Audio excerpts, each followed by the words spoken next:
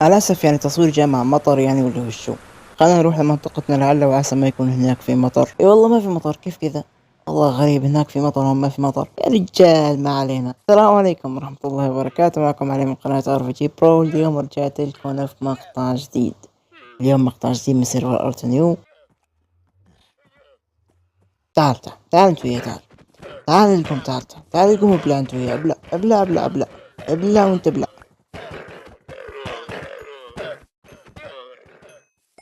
كان ودي أضبط كلمة أبلع مثل الحلقة الماضية، لكن أزعجوني بصوتهم فقلت أقتلهم على السريع لأن صوتهم مرة مزعج. المهم، هذه الحلقة الأخيرة من سيرفر آرت نيو، السيرفر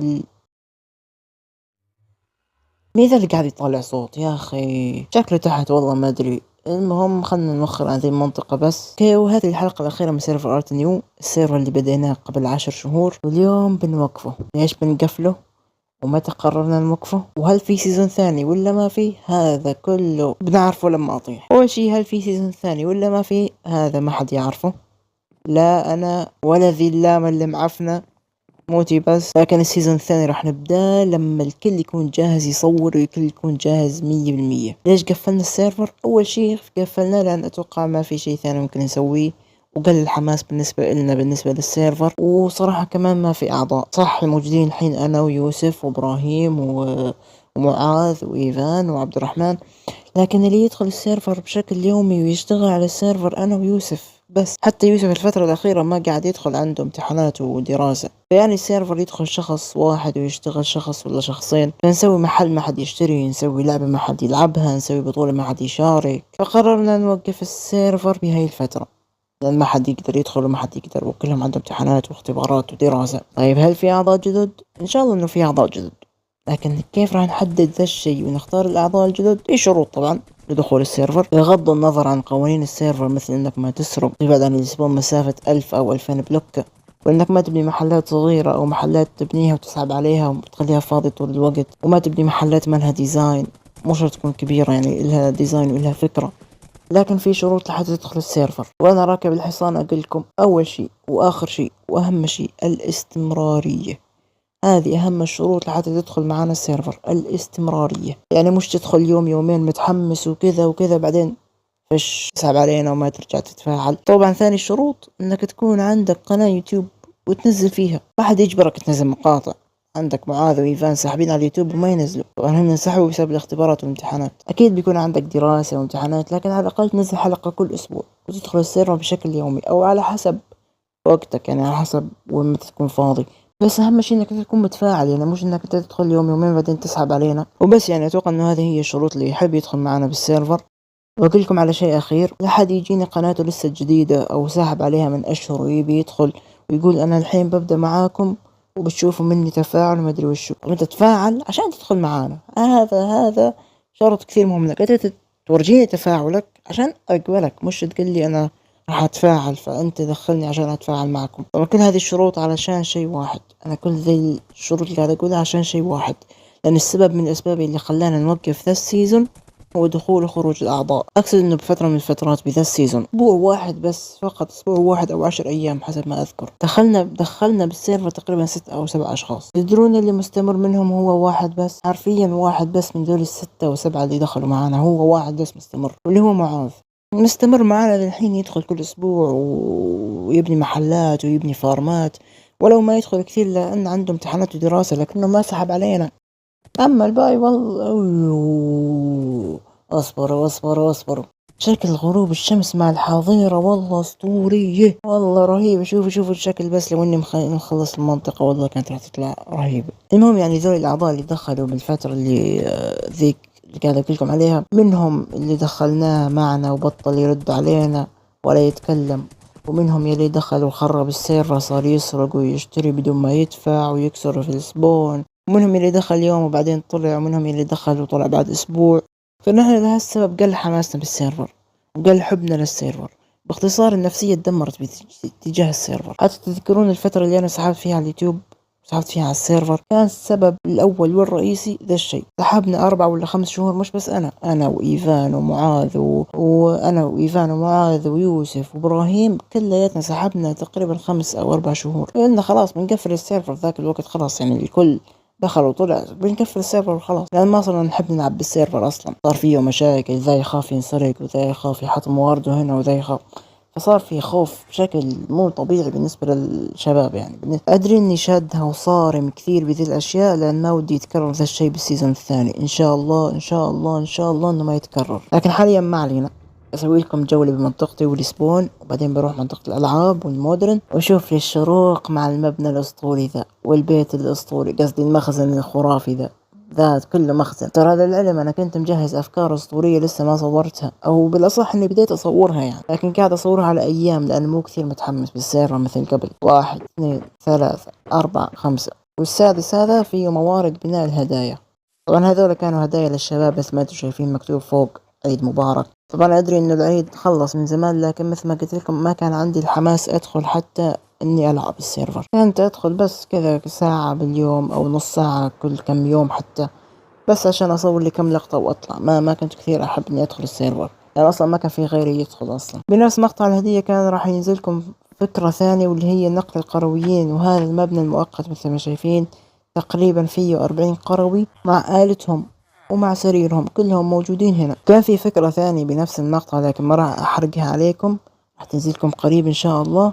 فكرة ما قد حد صور عنها بماينكرافت الجوال ولا حتى بالجافا، لأن ترى هي الفكرة موجودة بس بالجوال مش موجودة بالجافا. تفهموها بالمستقبل، ما عليكم ما راح أحرق عليكم. وترى مصور كم لقطة من نقل القرويين بالمانكارد، أو لو شفت المقطع مو كثير طويل راح أحط لكم اللقطات، بس أتوقع إن المقطع راح يكون طويل لأنه راح أعمل جولة يعني كذا على السيرفر كامل. هذا المشروع كنت مخطط أجيب ستاك أسرة من كل لون في ماينكرافت. ليش كل ذا؟ كل ذا عشان أجمع نذرايت. تدرون واحدة من أهدافي كانت بيكون نذرايت، ولا حد يقول لي إنه أنا قاعد أقلد سعيد. بالله عليكم لا حد يكتب لي في الكومنتات إنه أنا قاعد أقلد سعيد. ترى سعيد أنا ما عرفته إلا في أيام أرت ماينرز، لما دخل أرت ماينرز. أنا ما أعرفه من قبل أرت ماينرز، وأرت ماينرز بدأ من قبل كم شهر. إحنا بدينا السيرفر من سنة تقريبا أو 10 شهور، فأنا من 10 شهور أنا حاطط في بالي إني أجيب البيكون نذرات. وتقدروا تراجعوا المقاطع وتشوفوا متى بنيت مبنى الإنجازات، وتعرفوا أنا متى حطيت أو هدف إني أجيب بيكون نذرات. فلا حد يقول لي قاعد تقلد فلان وقاعد أقلد فلان، ما قاعد أقلد حدا بالأخص بذي الشغلة. يعني خلاص الحين سعيد صار معروف هو ملك النذرايت، لكن هو بالجافا أنا جوال. قاعد يقول لي قاعد أقلده. أيوة. طبعا لو تلاحظون إنه في ستاك صوف بني ناقص، هذا أخذ يوسف. تدرون يوسف يعرف منطقتي أكثر مني، يعرف وش فيها أكثر مني. كل مشروع يبنيه يقول أروح أجمع موارده. لا ليش أروح أجمع؟ خلني أروح لمنطقة عليم موجود فيها كل شيء. والمشكلة وين؟ إنه فعلا يلاقي بمنطقتي كل شيء وبالقدر اللي هو يبيه. يعني هو يبي ستاك بيحصل ستاك بيحصل ستاكين كيف ما أدري كيف. والمشروع الثاني كان هوبل النذر، بلاكستون كانت نذر وبسالت جمع لي اياهم ابراهيم يعطيه العافيه. وفي بلوكات ما كنت مجمعهم، خشب ازرق وخشب احمر، واجمع باكيتات لافا، شويه نذرايت، وكنت راح اجمع جلاس احمر واصفر وبرتقالي، واجمع بلوكات القلعه. المهم كنت راح اجمع شولكر من كل بلوكات النذر، جرافيل وسول ساند وسول سويل. كل بلوكات النذر كنت راح اجمع منها شولكر. كان هاب مره راح يكون كبير، تقريبا كان راح يكون 150 مساحته يعني. وهذا المشروع رقم 3. هذا كله TNT. ما راح أتكلم عن ذا المشروع كثير. ليش؟ لأن راح يكون حرق لمقطع أسطوري راح ينزلكم بقادم الأيام إن شاء الله. مقطع متأكد 100% راح ينال على إعجابكم، راح يجيب دعم أسطوري. فأنتوا بس تدعمونا باللايكات والاشتراكات، خلونا نتحمس نسوي الأفكار ذي. هذه الشولكرات ما أدري إذا راح تكون موجودة عندكم لما تحملوا العالم، اللي وده يلعب في العالم يعني. لكن هذه الشولكرات اللي كانت موجودة عندي في الإندر تشيست. هذا شولكر الموارد، وهذا كمان موارد، وهذا شولكر الإليترم، وهذا شولكر موارد نادرة مثل الإمرالد ديبسليت وكول ديبسليت والدايموند العادي، الوردة هذه ورؤوس الوذر وراس الكريبر. وهنا في شولكرات، وهنا شولكر الريدستون، وهذا فيه كتب مطورة، وهذا بعد كتب مطورة.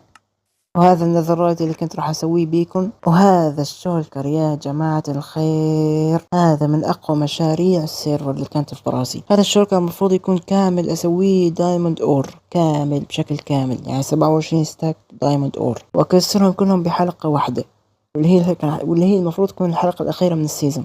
يعني المفروض اني اكسرهم بهذه الحلقة، لكن الشولكر مثل ما انتم شايفين مو جاهز، فهذا كله يتأجل لمن السيزون الثاني ان شاء الله. لكن مو أكيد أسوي ذا المشروع. وهذا شوركت أوتومات، وهذا شوركت باودر. طبعا القرويين اللي شفتوهم كل شوي بالغرفة هذيك هذول كلهم كانوا موجودين اللي يذكروا بداية السيرفر، سويناهم كلهم هنا في الحفرة هذه ونقلتهم كلهم لهناك. خلاص ممكن أحط لكم اللقطات وأنا قاعد أنقلهم بالمنكارت ها اصبروا. يو هذه من وين؟ هذه دامج من وين؟ والله إني ما أدري.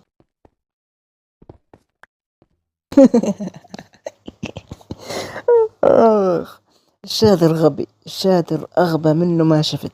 مخلي الدايموند كبر، قصدي مخلي الكبر دايموند. والله إنه لخمني لخمة. ونجي على الكهف الأسطوري ذا، الكهف اللي كان بيكون من أفضل مشاريع السيرفر، اللي هو كنت راح أحول ذا كامل لقرية مدفونة. وترى كنت مبلش أخطط، شايفين قاعد أكسر وحط شموع وحاط بيكون، وكنت مخطط هنا يكون بيت، وهنا يكون شلال نازل من فوق وينزل كذا من هنا لتحت، ويكون في بحيرة، والبحيرة تكون ماشية كذا مثل النهر.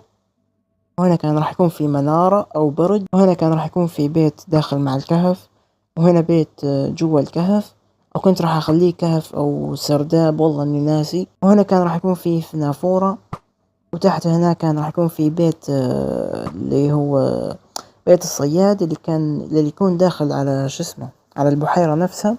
وورا البيكون كان راح يكون في بيت داخل مع الكهف، وهنا كان راح يكون في بيت. يعني كنت مخطط له تخطيط جبار كله ايش يتعد. هذه حظيرة الحيوانات اللي سويتها خلف الكواليس. وهذا الستون بريك كان له فكرة مرة أسطورية بس ما قدرت أكملها. وهذا مبنى الإنجازات اللي سويته بداية السيرفر وبعدين سحبت عليه ما سويت ولا إنجاز. وهذا مبنى المخزن اللي يعتبر أكبر من حياتي كلها. هذا يعتبر أضخم مباني الريفية بالسيرفر. راح تقولوا هذا بيت نهائي صح؟ لا، تعالوا من هنا. عبارة عن مخزن فقط، بس مخزن. تخيلين وين الحصان؟ أيوة تعال. لا شفته بالصدفة مرسبن وروضته، قلت يعني خلني أشوف ذا كويس، وطلع مرة أسطوري. هذا يطير. وش ذا؟ والله شكله 3 بلوكات ونص. خلنا نشوف يطلع من فوق هذه. اصبر تكفى اطلع. والله شكله يطلع. اي والله يطلع 3 بلوكات. نظامي 3 بلوكات. حتى انه سريع، شوفوا مرة سريع يا اخي، رهيب. اللي يبي يستعمله تلاقوه هنا مربوط. تعال كل جزر ذهبي تستاهل. ونجي نطير لفوق في هذا الاتجاه وبتحصلوا ذي الفارم. راح تقولوا لي مو بتراب صح؟ لا، ذي مش مو بتراب، هي عبارة عن كريبر تراب خاصة بس بالجن باودر. فبما انه انا كنت راح اسوي بيكون نذرايت، فكنت احتاج مرة TNT، فكنت قاعد افك مرة كثير هنا. هذا التشيست كامل، وهذا التشيست كامل، وهذا التشيست كامل، وهذا شبه كامل، والاخير اتوقع كامل. واتوقع ذا نصه، وهذا كامل، وهذا كمان شبه كامل. يعني افكت فيها مرة كثير. اللي يبي يفك عاد تجون هنا. هذا ليش نازل هنا؟ والله ما ادري، شكله جليتش ولا شيء. المهم تاخذوا ذا الرمح وتطلعوا لفوق وترموها بالحفرة هذه، بعدين ترجعوا وتشغلوها وتأكدوا انها شغالة. الحين كذا يعني تعندوا ما تشتغل. عشان تأفكوا تجوا هنا وتأفكوا هنا وخلاص.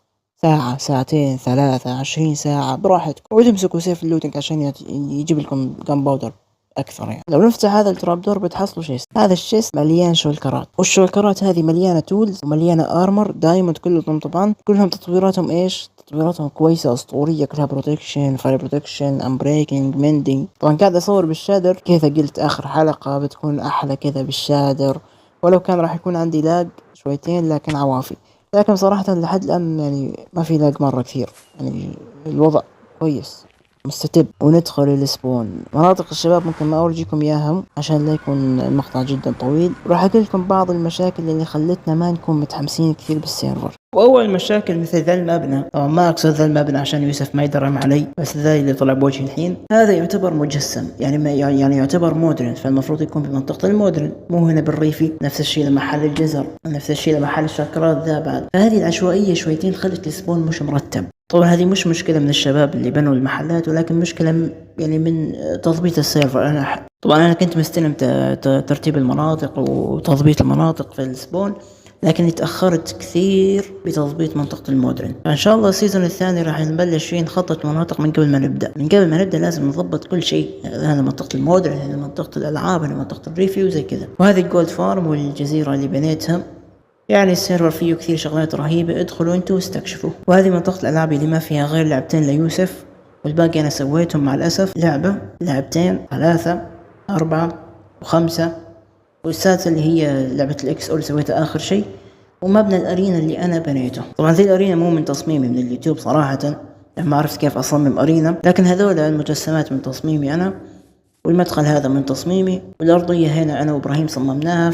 فيعني كويس إنه فيها شويتين من تصميمي أنا، ولكن بشكل عام المبنى مش من تصميمي، أخذته من اليوتيوب لأن ما أعرف كيف أبني أرينا. طبعا لعبة الإكس أو 100% مو مني، أنا ما أفهم شيء بالريدستون، ما أدري كيف بنيت ذي اللعبة اللي فيها ريدستون بالهبل، لكني بنيتها وأتمنى إني أبنيها أو غيري يبنيها بالسيزون الثاني، لأنها صراحة ما أخذت حقها بذا السيزون أبدا. وهذه منطقة المودرن اللي كنت متمني لو إني مضبطها من البداية، لأنها منطقة صغيرة وما فيها مباني كثير. وحاليا نروح لأفخم وأكبر وأكثر منطقة تعبنا عليها أنا ويوسف. طبعا إيفان ومعاذ ساعدونا فيها شويتين، ساعدونا فيها بتكسير اسمه أعوذ من الشيطان الرجيم، ساعدونا في تكسير بروج الأوبسيديون. لكن يوسف بنى المباني والمناطق اللي فيها، وأنا بنيت القبة اللي كلها عبارة عن جلاس، فيها شويتين كوارتز وأمثل. طبعا كلفت تقريبا جلاس 40,000 وأكثر تقريبا، والله إني ما أتذكر.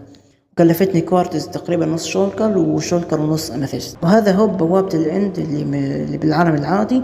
طبعا هذا الهوب سواه حسين اللي مع الأسف طلع من السيرفر. أتمنى حسين يكون معنا في السيزون الثاني، لأن واحد من الناس اللي كان يدخل كل يوم يشتغل كثير بالسيرفر، حتى لو مبانيه صغيرة وبسيطة مثل هب الإند انتم شايفينه مثلا صغير مرة، وهب النذر كمان هو اللي سواه، لكنه كان يدخل ويلعب ويشتغل بالسيرفر. حاليا بورجيكم أفخم مشروع درون، خلوني أورجيكم إياه من برا أفضل كذا بعدين ندخل لجوا.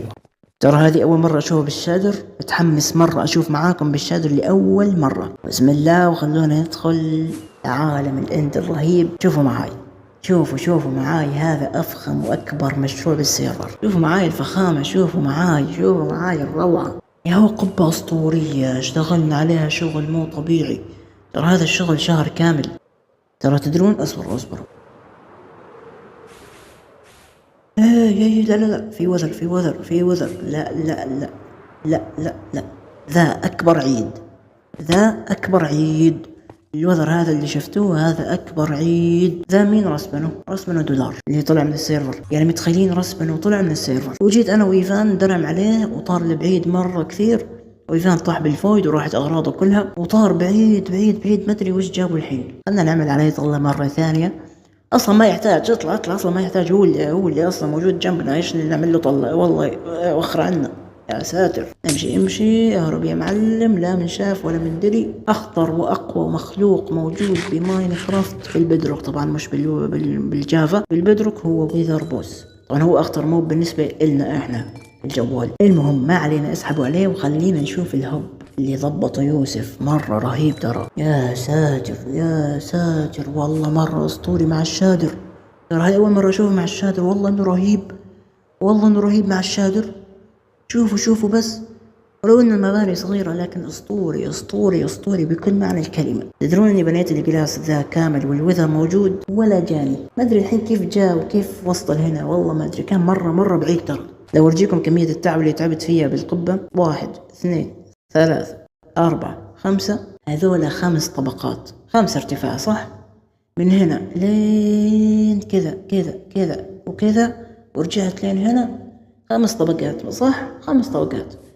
أخذوا مني تقريبا 1.5 ساعة أو 2 ساعة ما أذكر صراحة، بس 5 طبقات تقريبا أخذوا مني وقت مرة طويل. هو عبارة عن 90 طبقة إذا ما خاب ظني، يعني إذا ما خيبتني الذاكرة كانت 90 طبقة أو 95 طبقة، يعني تقريبا أخذ مني أكثر من 20 ساعة متقطعة طبعا، يعني مش بوقت واحد. المهم حاليا اللي بيدخل الإند لا يطلع لبرا، لأن في برا ويذر بوس، الله يعينكم. هذا خلونا نقتله، إيش رأيكم؟ خلينا نروح لمكان كذا ما يقدر يضربنا، بس نحن نقدر نضربه.